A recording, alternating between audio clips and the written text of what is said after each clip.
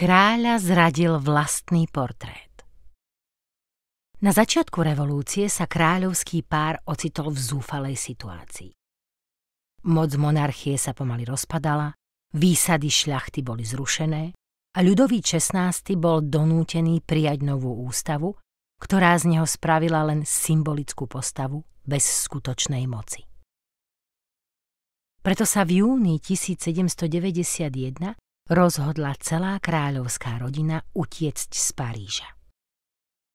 Palác Tuileries sa pre nich stal zlatou klietkou. Boli neustále pod dohľadom, izolovaní a najmä Mária Antoinetta sa cítila ako väzeň, ponížená a ohrozená.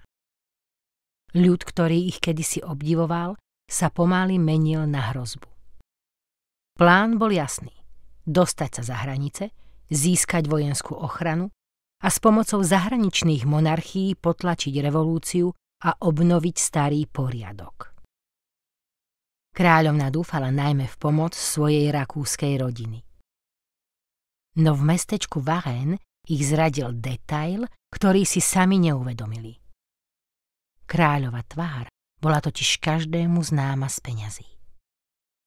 Jean-Baptiste Drouet, miestny poštmajster, si všimol muža v koči a podľa portrétu na bankovke v ňom spoznal Ľudovíta XVI. Jeho výrazné črty, najmä brada, všetko sedelo. Okamžite zalarmoval miestne úrady. Identita kráľa bola potvrdená. Celú rodinu zatkli a pod ozbrojeným dozorom eskortovali späť do Paríža.